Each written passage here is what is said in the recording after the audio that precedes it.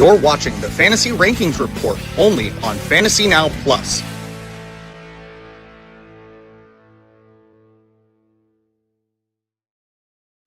Hello, my name is Topher Kurt, but you can call me Topher. Welcome to the Fantasy Rankings Report.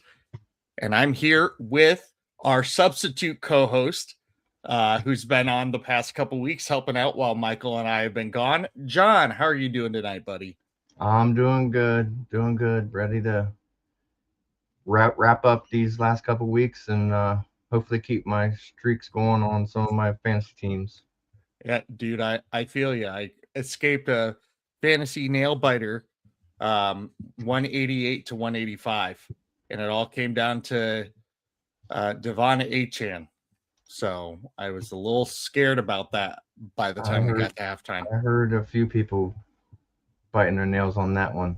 Yeah, and I'm the reigning champ in that league, so I need to show out. Hi, Jamie. Hey, thanks for being here as always. Hey, Jamie, by the way, just telling you now, Jamie and I do a Sunday morning show through going for two, and we do Sunday morning sit with that. I'm going to be with my dad that day, and so he is going to come on the show, and he's the reason that I got into fantasy football. He's played he's like 80,000 years old, so he'll have advice and sage insight from the Stone Ages about fantasy football.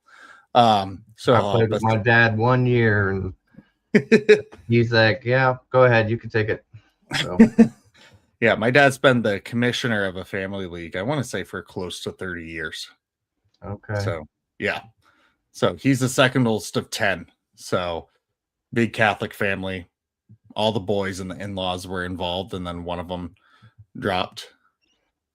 And I got in. Hell yeah, advice from the 1800s.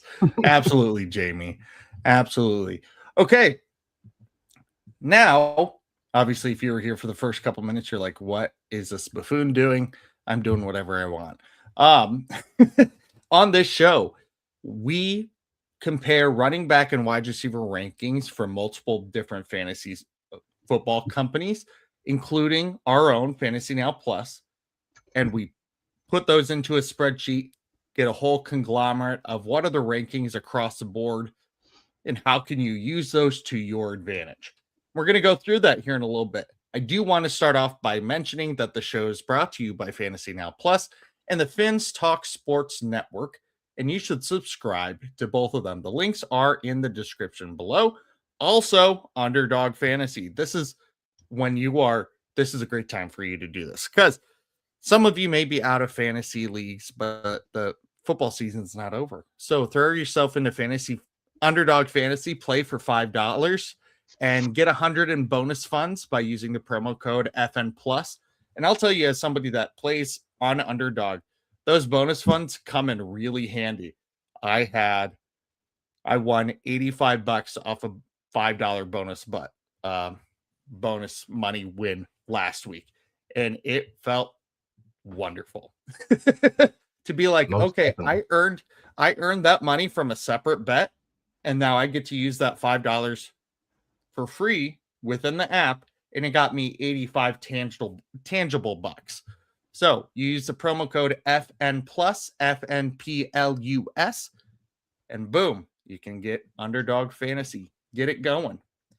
Okay, let's kick it to our fantasy rankings question of the day. On this segment, we talk about questions that pertain to rankings or start sit or something like that. We can stick to our focus area of expertise, where I focus on running backs I focus on wide receivers, and Michael, or this week, John, focuses on the running backs. Boom. Let's see. Hey. Only have to use FN+ when I make my first deposit. It's so easy, Jack can even do it. That's saying a lot. That is saying a lot. Yeah. And you only have to use that the first time. That's actually the only time you can use it. I can't use that $5 thing and get $100, because I've done that with a different promotion a few years ago, getting onto the app.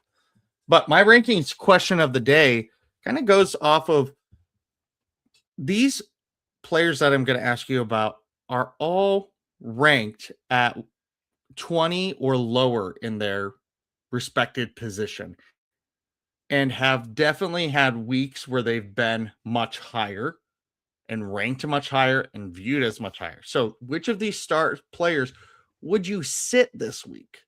So, there's no amount that you have to be like, oh, you have to start 3, sit 2. You just tell me, based off of the way this guy's playing, would you sit him or are you going to start him? Let's start with Justin Jefferson playing against the New York Giants. Well, you never think you would ever hear someone say, yeah, I'm sitting Justin Jefferson this week. And I still don't think you can. You're just hoping McCarthy's going to find him eventually. He's finding Addison and he's finding Naylor now the last couple weeks. So based on where he's at and, the rest of the season, he's got to find his way with McCarthy to go into next year. So I would say you got to start Justin still. If it's, if you have something that you can put in that's an obvious, then yeah, you're gonna put some of your other top names in, but I would lean to having to start Justin, or not having to start, but I would start him against the Giants. Okay, so I agree. It's hopeful. I'm sitting him. Here's why. Over the past 4 weeks, Justin Jefferson has averaged in half-point PPR 3.4 points a week. That puts him at wide receiver 97. It's 97. I'm going to go over some receivers that have better stats than them without a touchdown because Justin Jefferson doesn't have a touchdown. Khalif Raymond, Xavier Smith, Demario Douglas, Mitch Tinsley. Let's see, that's not Cavante Turpin. Isaiah Williams, Tyler Lockett. Like it's bad. I was gonna say as an example, but then I thought about it and I would start Jaden Reed over him. I mean, he's just now coming back, but Chris Watson, with his chest injury from last week and whatnot, I would start Reed over him. That's why I was. Yeah. All depends on what you got, but some people aren't gonna have a choice. Jane Reed's been back for 2 weeks and almost has the same amount of yardage as Jefferson does. It's been putrid. Yeah, so I've got him Jefferson has 85, Reed has 84. Okay. Let's look at this real quick. Think any of Jelly of the Month. Thank for writing in. Think of that Tet, Woody, or London play doing waivers tonight and would rather grab Parkinson. I think you go grab Parkinson for sure. I think you grab him. He has had touchdowns in the last 4 or 5 games. He's getting more involved in the target game, especially with my husband's home. Frank. Oh, that door's open. That's why it's so loud. I'll answer this and then I'll close the door. I'm gonna say that you do Colby Parkinson. I think McMillan plays. I think Marks plays. I don't know about London. Don't talk on that, John. I'm going to close the door. Yeah, no problem. I agree. I was going to say the same thing. I do believe Tet will go in, and Woody will play. Woody, who knows? He'll probably get injured again. It seems to be his way of going. They said, he's been injured like 23 times this year. But Tet's going against Tampa Bay. So you saw what Pitts did last week to Tampa. So I would say that Tet has a good shot at having a good week as long as Young can do something. Absolutely. Okay. I'm going to ask these other ones, and it's a ranking questions of the day. It's a quicker question, so we don't need to spend a whole lot of time on it. Ashton Genty against the Texans. I would sit Ashton Genty. He has done nothing the last. I just had it pulled up and I lost it. The last 5 weeks, Yep. under 30 yards. The last 3 weeks, under 30 or 30 yards or under, 31, 30, 35. So 30 yards and no touchdowns. He's just not doing anything with the ball, and that ain't gonna give you any points. So you can't rely on that for playoffs for sure. Oh, absolutely not. I definitely agree with you. I probably am sitting Genty. Emeka Egbuka at the Panthers. There again, I have a couple shares of him, and he did well early on, but as of right now, I'm sitting him. You got Evans back, you got Godwin there. McMillan showed with Evans last week, so he's their third option. Yeah, which is crazy. Absolutely crazy. But he had his highest yardage total last week at 64 yards since week 5, besides 1 week. So 64 was his highest yardage, second highest yardage total between week 6 and week 15. That's not good. Not at all. I'm sitting Egbuka in, and I'm playing Jaden Reed. Brees Hall against the Saints. I'm also sitting him. Trying to pull him up here. He's barely done more than what we were just saying about Genty. I mean, what, 40 yards total in the last 4 weeks more than Genty and 1 touchdown. So Yep. that offense is putrid. Even New Orleans has been, holding their own on the defensive side. Brady Cook, is taking over as quarterback. So I'm staying away from the Jets completely. Yeah, same here. And these are people that if you would have said you're not starting any of these guys during your fantasy playoffs, you'd be like, what? Last one. BTJ. BTJ against the Broncos. I'm sitting him. Broncos defense, BTJ's, I don't have his stats pulled right up on top, but just based on recent, Jacoby Myers is the number 1 there. So, yeah. Yeah, I think that there's a chance for him to break out because the Packers did have 2 receivers that had 55 yards. Terry McLaurin and Deebo Samuel both had over 60 yards against them in week 13. The Packers were in week 15. So there's a possibility. And BTJ over this past 2 weeks has had his yardage significantly better and got a touchdown. So he's a flex play for me, depending on who I have elsewhere. Yeah. Okay. Let's see. Jelly of the month, stream Goff or Brisket. Hate Stafford's matchup. I think you go with Brisket. He has been a top 10. It's either 10 or 12. He's been a QB1 no matter what. Floor of 18 fantasy points every week. Yeah, he has quite literally been a QB1 every single week this season. You have to play him, and I love playing Goff. They got Marvin Harrison practicing today, so yeah, we worry with the Michael Wilson owners, which I am also one of those, that we've been living in the fruit of his receptions. Yeah, Harrison is, good for that offense with Brissett giving him 2 options now. So, not for us in the fantasy land, but yeah, correct.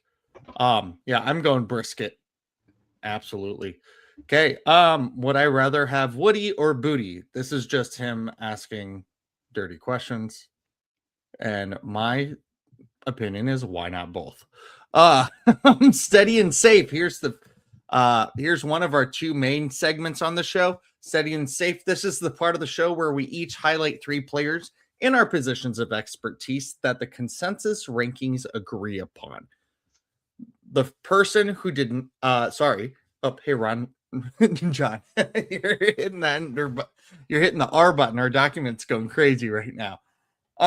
I'll start us off right here. I want to talk about Zay Flowers. He's wide receiver 16 in this week's rankings with a range of 5. And based off of the rankings that we have this week, 5 is a very small range. He had a tough week against Cincinnati, which nobody thought he would have. But besides that, he's been getting at least 60 yards in almost every single one of his games since their bye week. And he finally scored another touchdown against Cincy. I talked about it all off season. Like, hey, Zay Flowers, he gets the consistent 60 to 70 yards every week. Get him more touchdowns. And he finally got another one, his second of the season in week 15. Zay Flowers, I think he's steady and safe as they come. Yep, and you just think that Lamar's gonna, wake up eventually and keep that momentum going if he can ever, yes, start. So mine, tier 1 is actually Josh Jacobs. He is running back 8 in a range of 2 between 7 and 9. They are at Chicago. Chicago's allowed 12 touchdowns to the running back, 126 yards per game, 5 yards per carry, 84 yards the last 3 weeks. So he's definitely in that running back 1 territory. He's averaging 4.1 yards a rush. He's scored 13 touchdowns, getting 17.8 fantasy points per game. He's got 890 yards on the season. You're going to rely on him, or actually they're relying on him 90% of the time inside the 5-yard line. In addition to, he's got 40 targets in the passing game this year. So I'd say those are all, Oh, absolutely. That's your boy. Yes. Yeah, I love me some Josh Jacobs. Absolutely. The next guy I want to talk about in my wide receiver tier is Michael Pittman Jr., wide receiver 27, a range of 7. Now, a reminder, some of these things are steady and safe based off of what the experts say, what the consensus says, not exactly what we feel. Because while the experts say that, I don't feel comfortable about Michael Pittman. He has had less than 30 yards in his last 4 out of 5 games. And with Phillip Rivers at the helm and only throwing 126 yards, he only threw 120 yards last week, and they play San Fran this week. I don't see that number increasing a whole lot. The experts say he's pretty comfortable as your wide receiver 3. I think he's volatile. I don't know if I'd even play him this week. I would. This is where I would start Justin Jefferson over him. Yeah, that's for sure. That bringing back, Rivers and just meshing with that offense, and Alec Pierce is another one that's going to suffer with that, but Pittman for sure is gonna take a few steps back. And I think the range could have been a lot wider on that too, but they didn't really adjust him too much. No. My running back 2 that I chose, second running back I chose was Tyrone Tracy. He is a fringe running back 2. He is in a range of 3. He is the running back 20 on the week. They play at Minnesota. 3.9 yards per rush is his current average, 42 yards per game. He's only had 2 touchdowns. He is splitting with Singletary there, so they've, shared the load for the most of the season. 9.7 fantasy points per game. He has made up some of the ground with 25 receptions. He's got an 80% catch rate on 31 targets. The last 4 weeks, though, he's actually stepped it up a little bit and did 56 yards per game with 2 touchdowns, 1 run, and 1 receiving. So there you go. Yeah, I think he's pretty squared away solid this week. Luther Burden is the third steady and safe wide receiver, according to the experts I want to talk about. He is wide receiver. I accidentally put the wrong number. 39, the wrong number in the document. So wide receiver 39, but he has a range of 4.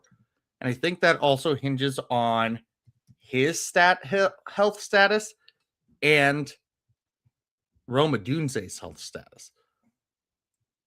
He got hurt in the game, third quarter of the game last week, and was held out of practice yesterday and today. He's day to day. And Roma Dunze has been off and on. So if Luther Burden plays, I think he becomes that central target for Caleb Williams against the Packers. And that's going to be a high scoring game where there's going to have to be some passing attack in that. Yeah, most definitely. Injuries and Adunze is going to play a role there. Yes, for sure. My third that I chose actually surprised me in the ranking numbers, but I guess the range might make a difference in that, and that was Kyron Williams. He's showing on our list as ranked 16 this week, but then you look right above him and you got Woody Marks and Derrick Henry. I'm sorry. Yeah, that's crazy. He's starting way before both of them. So I don't know. He's pushing into the top 12, so he's pushing that RB1 status.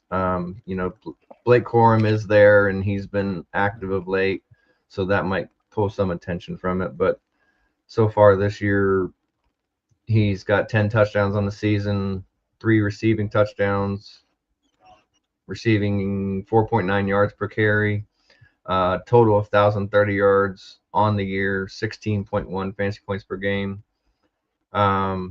He's got a total of 36 receiving targets. Last 4 weeks, he's averaged 70 yards per game, 5.2 yards per carry with 4 touchdowns. And that includes Corum, who's had, I'd have to look it back up, but at least 3, I believe.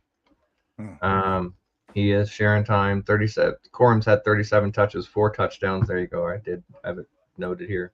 In the last 4 weeks, they do face Seattle, who is only allowing 94 rushing yards per game, and they've had 0 rushing touchdowns in the last 3 weeks. So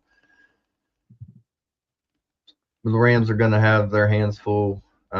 We saw last week, that was a kicking field goal game against that Indy almost pulled that one out. Yeah. And there wasn't, I mean, any given Sunday. Yeah. And that was against Jonathan Taylor. So they're stout against that run. So I will tell you, I'm looking right now. The Seahawks have only allowed 3 games above 80 yards rushing. And that was to JT last week, Bijan Robinson in week 14, and Kyron Williams in week 11. And Kyron Williams was the last running back to score a touchdown on them. So, plus, Kyron Williams and Blake Corum have been top 10 running backs in the past 4 weeks in half-point PPR scoring, which is pretty incredible. So, having him at running back 16, according to the experts, he needs to be much higher. And Blake Corum as well. People are underselling what that duo is providing right now. The biggest part of our show is here. Experts against experts. This is the part of the show where we each highlight 5 players in our positions of expertise that consensus disagrees on. We'll talk about each from one tier. For example, wide receiver 1, wide receiver 2, wide receiver 3, so on and so forth. Our tiers are groups of 12. So wide receiver 1 through 12 is the first tier, 13 through 24, the second tier, so on and so forth. Okay.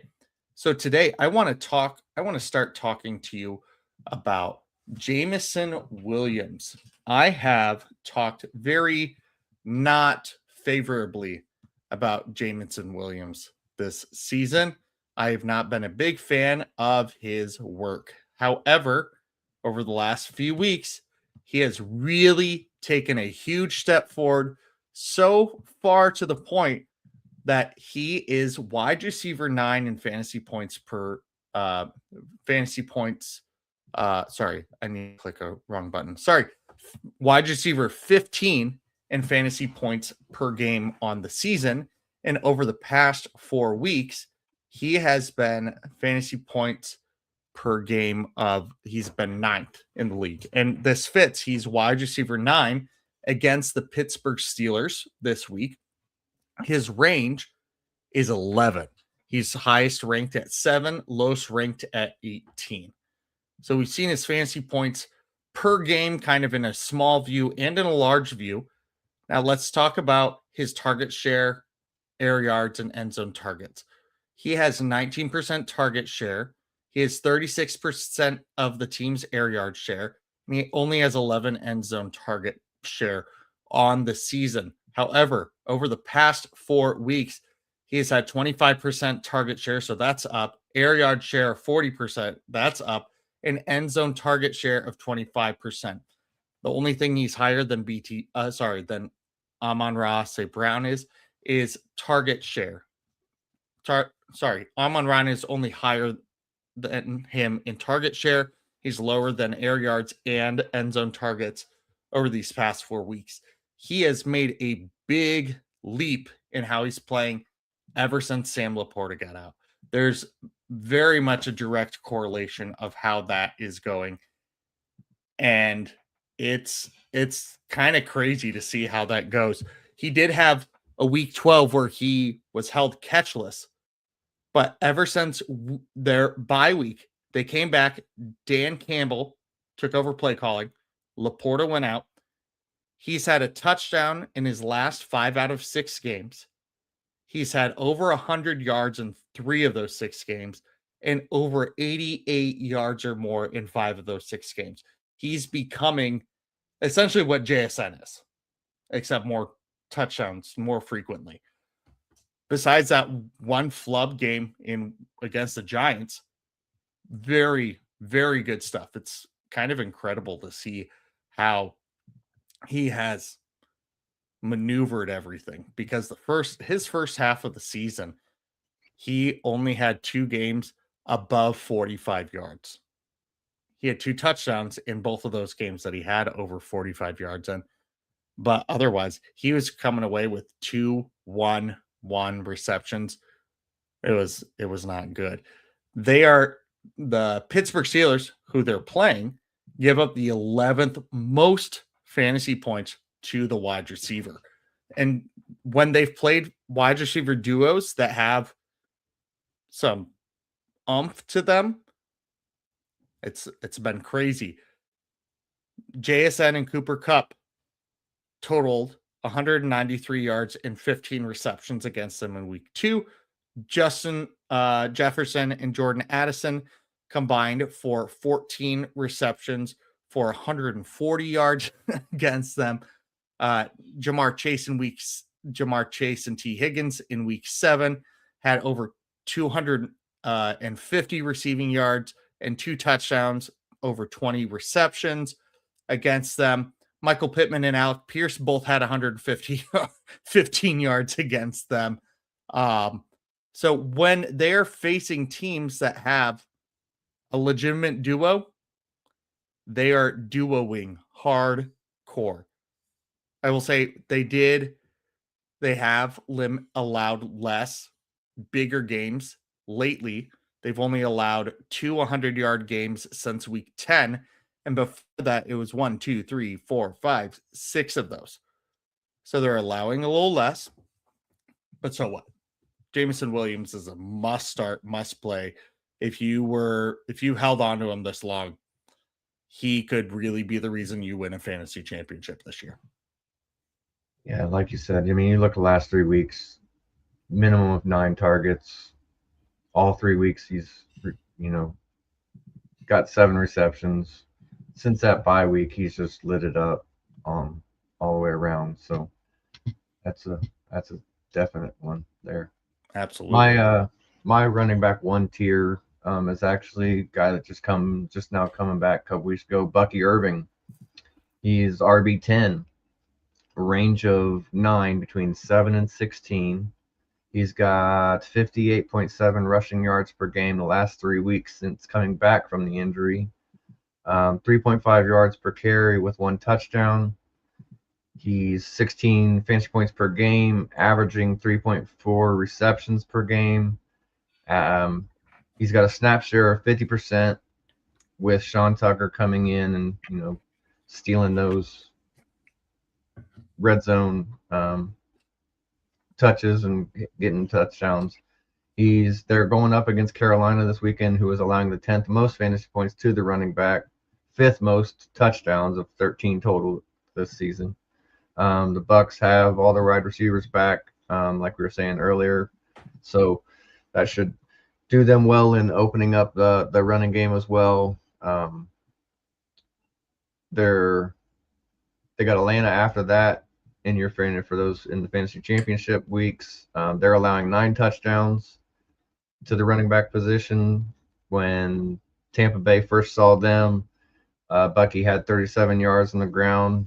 So, that was a little light, but that was early on in the year at week 1, week 2, something like that. So I can see him, only going up and getting the yards. Oh, absolutely. I am. And Sergio, we're going to be with you here in just a moment. Thank you for commenting your questions. I definitely think Bucky Irving is in line to just make bigger things happen. They've got to trust him more. They just do. They shut him down way too early last week. Yes. And he's outplaying Tucker and White, obviously. The thing that I'm concerned about is that Tucker is getting the goal line carries, and I'm worried that's going to cap his ceiling. Sergio, I have for the tight end, Travis Kelce or Colby Parkinson. Pick one.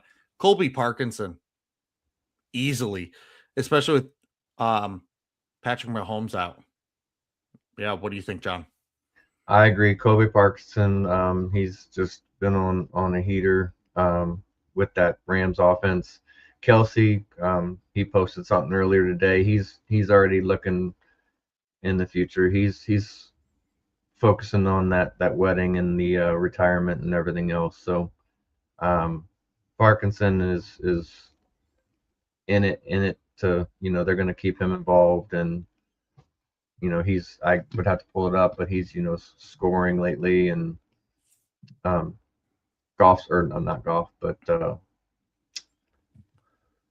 Stafford is looking at him, and now with Devontae out, potentially out, we don't know yet. We haven't heard anything, but that hamstring didn't look good. So I would say he's gonna at least.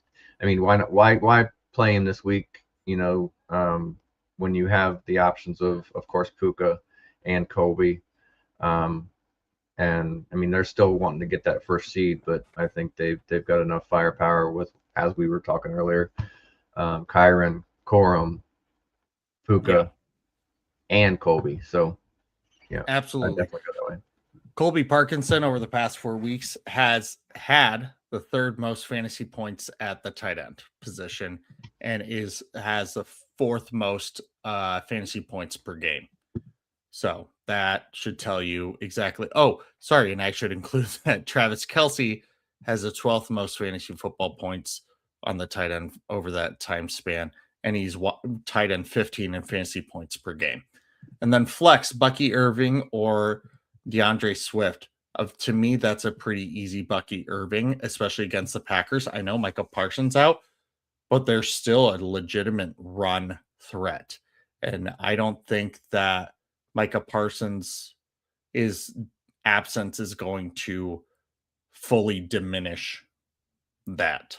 What are your thoughts, Sean? I agree. Even with Parsons out, Swift and there's a share there too between Swift and Monangai.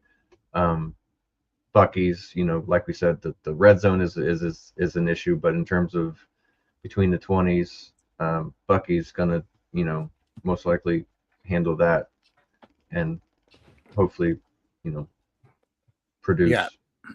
And they play the Carolina Panthers, where there's going to be a little bit more give and take on the ground than that. Also at this time, DeAndre Swift and Bucky Irving over the past 4 weeks have averaged Swift 13.4 fantasy points a game and Bucky Irving 12.6. So I don't think you can. I think both of them are viable options. I'm going Bucky Irving, though, on that. Let's keep going with our show. Let's go into Tedero McMillan. He is wide receiver 15 in our rankings. He's got a range of 10. His high is 12. His low is 22. On the season, he has 27% target share, 43% air yard share, and 37% end zone target share. However, over the past 4 weeks, I always like to do recency bias because recency bias can tell us a lot. He's had 20% target share, so that has gone down. However, his air yards has gone up to 44%, and he's getting 50% of the end zone targets. That is a great leap for him. Right now, Tedero McMillan on the season averages the 21st most fantasy points per game in half-point PPR, and over the past 4 weeks, is dropped down to the 33rd most during that time. He is not getting the receptions that he should be getting as of late. It's not great. His target share has gone down. In week 11, he had 12 targets for 8 receptions. Week 12, 7 targets for 2 receptions. Week 13, 2 targets for 1 reception. And he scored touchdowns in all of those games. And then last week against New Orleans, had 4 targets for 2 receptions. He also is facing injury right now. And they're playing the Tampa Bay Buccaneers this week. The Tampa Bay Buccaneers have, why did that just close? It shouldn't be doing that. Gives up the 17th fewest fantasy points against a wide receiver. So literally median average, league average. They're not letting any crazy performances happen as of late, but you are getting some you are getting some weirder ones. Like Mac Hollins had 106 yards and 6 receptions. Tyrell Shavers from Buffalo, that's when he had his big game. David Sills this past week had 6 receptions for 78 yards from Atlanta. So it is a possibility that he breaks out, that he does do some good stuff. But with all of those options that Bryce Young has, and that Bryce Young over the past 3 weeks has literally thrown 18, 15, and 15 completions during that time, I'd be hesitant to start McMillan. Plus, again, he's injured. He did not practice today. He's expected to practice tomorrow. But that doesn't mean everything. Yeah, it's to me, Ted, you put him on, any other team, not any other, but obviously a majority of your teams, and his numbers would be, probably doubled at least. Yeah. Just it's a Bryce issue. You look at Bryce; he's only thrown 2. That rando game that he went off on 448 yards, but he's only thrown 2 other games this year over 200 yards. And one of them was 206 yards. Right. Yeah, there's definitely that. And his rushing has increased a lot over his last 3 games. Yeah, before we game, go ahead, sorry. No, you go for it. Finish your thought. I was just gonna say that last game, it's showing Bryce throwing 163, but that one pass to Coker was, 3/4 of that. So yeah, exactly. We do have a couple questions. Defenses, Chargers or Cincinnati? I'll tell you, I don't pay attention to to defenses too often. Chargers, and without looking up any, major stats, Chargers is the defense to go between those two. Chargers plays Cowboys and Bengals plays Dolphins. Yeah. Yeah, I still lean Chargers, but I'll tell you, not what we're known for. Half point PPR, Goddard or Parkinson. He's getting so much more consistent work. Goddard is in and out and very touchdown reliant. John? Yeah, it's closer than all the other Parkinson questions we've had so far. Goddard's getting a handful more touches or a handful more targets the last couple weeks. Let me see here. Not to take up too much time. You're all good. But his targets, 7, 10. Yeah, the last 2 weeks, he's had, a good amount of targets from Jalen. But then before that, it was 4, 2, 5. So it was, like you said, back and forth. And if Devontae's out, I would, full go on Parkinson, but I still lean Parkinson. Yes. Okay, and I like shavers, not a fan of the 80s bush. Jamie. Okay, do you believe London plays this week? I have no idea. If he's even the slightest bit injured, I say you don't play him because you don't have anything to play for. You don't. You just don't. I don't think you play him. Brissett. Raheem can't make. You're fine. Raheem can't make up his mind on what he wants to classify in day to day or week to week or anything like that. So I wouldn't have any confidence in London playing. No, me either. Jake Brisket, Nix, or Purdy. I think you go Brissett every single time in this. He's the only one that's proving to be top 12, a QB1 every single time. Because if you look at Bo Nix's games besides last week against the Packers, his highest fantasy total was 15.37 points since week 10. Week 10 through week 14, that was his highest fantasy total. So you cannot always rely on him. Yes, he had a fantastic game against the Packers, but that's not always going to happen. Yeah, and Purdy going against Indy. I mean, they kept Seattle quiet last week.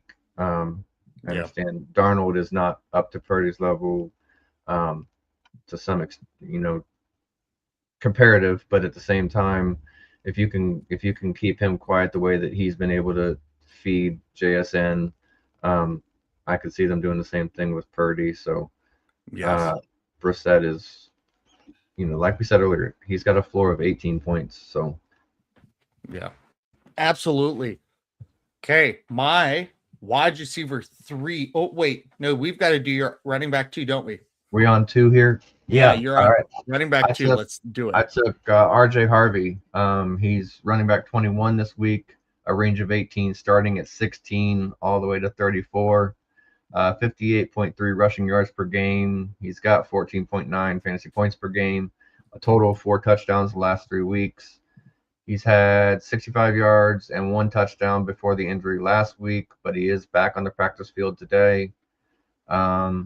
He's touched the ball 13, 17, 19 times, with Jaleel only seeing 6, 4, and 2 times. So there's, he's obviously got the bulk of the carries. He's had 9 receptions in the last 3 weeks. They do play Jacksonville this week, who has been a pretty stout defense. They are the best in the NFL against the run, only allowing 86.3 yards on the season. However, the last 3 weeks, they've upped that a tiny bit to 95.3 yards. They do finish playoffs in Kansas City. They're the 7th best against the run. So if you're looking ahead, focus on this week first. But if you're looking ahead to see what your championship's going to look like when you do make it past, because you listen to us, they are allowing 140 yards per game. KC was last 3 weeks. So it's I think, Denver can make their way with that. Yeah, I think so. With the way that Casey's you can just feel it. You Mm-hmm. can feel it that the energy's gone. As somebody that lives in Kansas and is surrounded by Chiefs fans, the energy is gone. They don't want to. It's nope. It's first step of the grief stage. They're in full denial. Need two of these from Cap for Life 135. Brees Hall, DJ Moore, Harold Fannin, or Schultz. PPR, flex, and tight end needed. I'm going Harold Fannin. Harold Fannin has been a monster and is Shador's favorite target. Oh, I think since Shador started, Fannin has had 31 receptions, and the next highest receiver for the Browns has 16. I saw that the other day and was pretty astounded. I'm going DJ Moore, especially if Reader and Burden, Rome Adunze and Luther Burden are out, and then Harold Fannin. What are your thoughts, Sean? Where is he? It was just two. Yeah, Fannin. Like you said, that's where he turns every time he steps back. And then DJ Moore finally showed up last week and caught a couple touchdowns. So want to ride that hot hand. And with the injuries, they're going to have to look his way more. So, yeah. Yep. Okay. And then Stroud or Stafford? Stroud plays Las Vegas. I don't think that's even a question. Stafford plays Seattle. Stroud faces Las Vegas. At Stroud. Yeah, you gotta take the favorable matchup on that one. Obviously Stafford is the better quarterback, but the matchup is, gonna take that one. Absolutely. Also, I do appreciate all the emojis that you've got here. Proud of you. Okay. Let's go to the wide receiver 3 tier. I want to talk to you about Brian Thomas Jr., who I did talk about in our opening question and has kind of not been my favorite person as of late, because 2 weeks ago I traded BTJ and a first for George Pickens and like a third. And they have definitely swapped their outcomes. Absolutely, Captain. So BTJ is wide receiver 28. He's got a range of 13, highest ranking of 26, lowest ranking of 39. He is currently, if my page would load, there we go. He is currently wide receiver 40 in fantasy points per game across the season. However, over the past 4 weeks, he's bumped up to wide receiver 29 in fantasy points per game. And crazy thing to say, but the Jaguars have 3 wide receivers over the past 4 weeks that are in the top 30. 3 wide receivers. See you, lover boy. Jamie said, gotta hop off, lover boy. So, which is crazy. 3 Jags up there, let alone what we've been seeing Travis Etienne do, which has just been insane.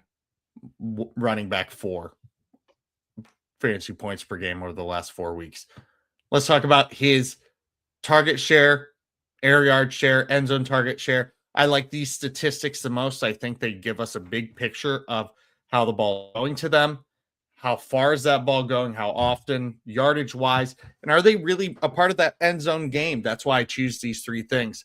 So across the season, Brian Thomas has a 21% target share, 34% air yard share, and 26% end zone target share. Over the past 4 weeks, that is a different story a little bit. 20% target share again. His air yard share is up to 36, and his end zone target share is 27%. So those numbers are pretty comparable, right there. So there's not a huge change in what is happening. I blanked for a second. Oh, this week they are playing the Denver Broncos, who give up the 6th fewest fantasy points to the wide receiver position. We did allude to that earlier during our rankings question of the day. So if you want to hear about that, please go back to there. BTJ as a wide receiver 3 or flex play. I'm okay with that this week. I think the experts are on the right spot with it. Yeah, I agree. And you look at Trevor, he's completely, done, moons better than, the last 4 weeks, no less than 230 passing yards. He's just been doing what we thought he was going to do 2 years ago, in the air and on the ground. And he's now got a complement of receivers to help him with that too, with adding Jacoby, and that's taken away with names blanking me now with the injury from this year's rookie. Oh, Travis Hunter. Yeah, Hunter. Thank you. So I think Trevor's done, made that, and we've just been waiting on BTJ to wake up too. It's another one of those that just started off slow for the season, but now we have the ball rolling. My running back 3 tier I went with was Kenneth Gainwell. He's running back 28, range of 12, starting at 19 to 31, averaging 12.2 fantasy points per game. He's got 32 rushing yards per game, 4.8 yards per rush, 23.7 receiving yards per game. He's got 57 receptions on the season with 2 touchdowns. And he's got a snap share of 42, 48, and 52% the last 3 weeks. So he's right at that halfway mark between him and Jaylen Warren. He does have an 87% catch rate. So he's basically taken over the receiving side with the backs.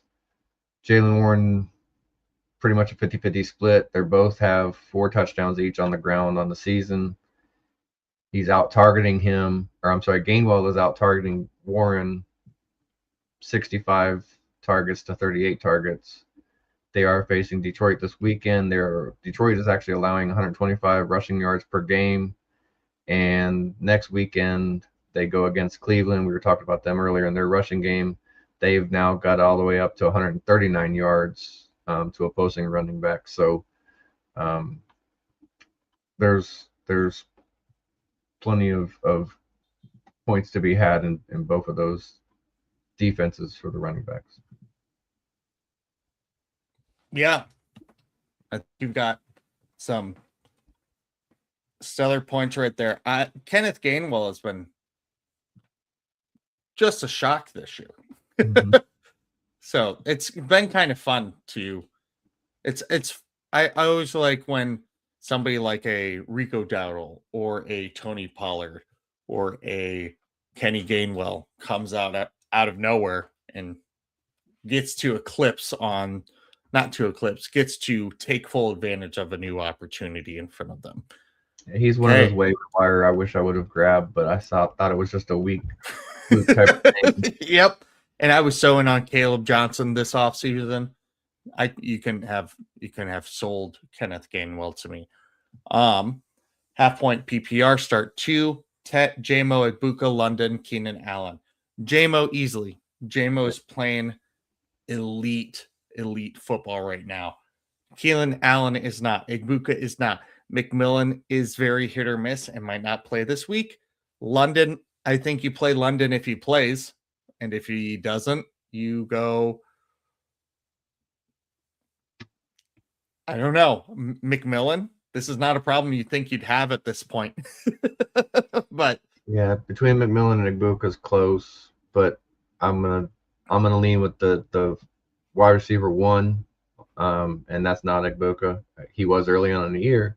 Yeah. It isn't anymore. Like we said earlier, he's taken the third seat now, and maybe even the fourth. But McMillan, I think, is where you got to try, and they are going against Tampa Bay, so you hope that he can see the same kind of results that Pitts showed.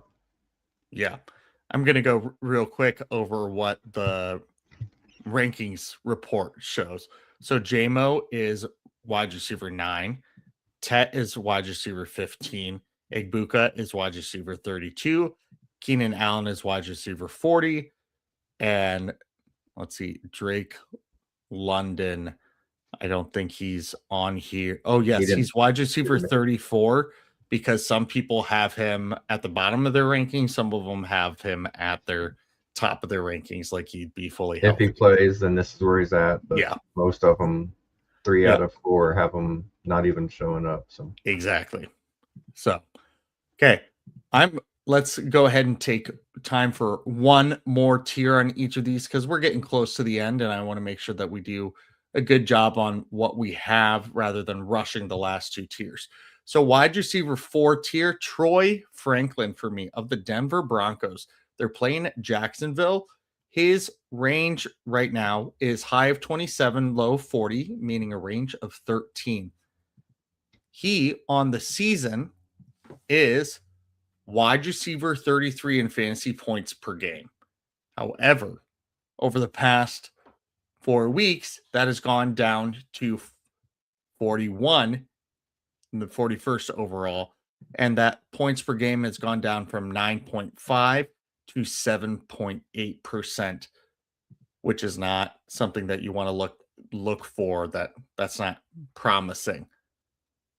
His target share on the season, 20%. Air yard percentage is 33%.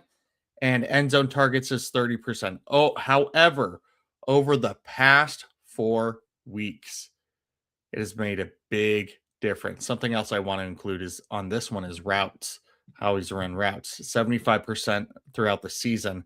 Over the past 4 weeks, he's only run 56% of routes. His target share has gone down from 20% to 13%. His air yard share has gone down from 33 to 14%. End zone target share has gone down from 33 to 14%. And that is because Pat Bryant, the rookie, and him kind of a switch spots where Pat Bryant has a 15% target share, 33% air yard share, 25% end zone target share, which is very much what Troy Franklin has had throughout the season. Now, Pat Bryant was out last week, which allowed Troy Franklin an opportunity to step up, and he was 6 for 6 at 85 yards and a touchdown against the Packers. But he's not showing the consistency that he kind of was leaning towards in the middle of the season, where we were like, oh, he's outplaying Cortland Sutton. That is not the case anymore, unfortunately. And this week, Denver is playing Jacksonville. Jacksonville gives up the 15th most fantasy points to the wide receiver position. So right in the middle of the pack. There are some games like last week, they gave up 58 and 53 yards to the Jets receivers of Adonai Mitchell and Isaiah Williams. The week before, 79 and 80 to Pittman and Pierce. The week before, 118 to, the week before was Tennessee. Don't count that week. The week before that is 18 and 53 to Wilson and Dortch. They're giving up good opportunities for yardage to multiple receivers. Absolutely. Thank you, Slick. But I'm concerned about him. He's also a flex play. He's not going to be your safest play. He's not going to be your consistent guy. And I think he does have the opportunity. I think that opportunity is there, but Franklin will be back, and so all that might go down the drain. Yeah, he showed early on, and it might have even been one of our last shows that you and I did where we were talking about probably Sutton, because we were saying he's second in line now because Troy was taken, getting more attention there early on in the year. But now it's a mixture of flipping the script to where Cortland Sutton's just been lighting it up. 7 for 113 this past week, 6 for 62, 5 for 62. So he was getting more attention there. And then, as you said, Pat Bryant kind of got back in front of him. So yeah. All right. Okay, let's end with your running back 4 tier right here. My 4 tier was Chuba Hubbard. He's running back 39. I promise I'm not a Carolina Panther fan. It just happened to be how we talked today. Range of 15, starting at 32, ending in the 47. He's only getting 11.2 fantasy points per game, 42.7 yards per game the last 3 games, 4.6 yards per carry, 7 receptions, 77 yards, 1 TD. Dowdle has still been handling bulk of the carries, 40. He's had 40. Chuba's gotten 28 the last 3 games. Carolina's battling for the division, facing Tampa Bay, giving up 415 yards on the ground the last 3 games. They've given up 4.5 yards per carry and 4 touchdowns. Carolina should be able to throw in Tampa Bay, which if they can jump out to that, then that, hopefully they can rely on that running game to eat the game away and kill the clock. They do end their fantasy season at Seattle, and we've touched on that enough tonight to know that their defense is, top of the league, only allowing 94.3 rushing yards per game the last 3 weeks. So early on, we were full on Dowdle. Chuba's trying to let everybody know he's still there, but Dowdle's still the head of that duo. Yeah. I'm kind of saddened by how the Buccaneers are playing this year, especially down the stretch. It's not good for fantasy purposes, but it could give fantasy opportunities to their opponents, like you were just stating. Okay. Thank you so much for listening, watching, for everybody that is here. We appreciate you. Go win your fantasy football championships because, get to them this week. So win this week. So the next week when you come back, you can get advice on how to win your championship and who are some of these guys to avoid and who are some of these guys to jump for joy on.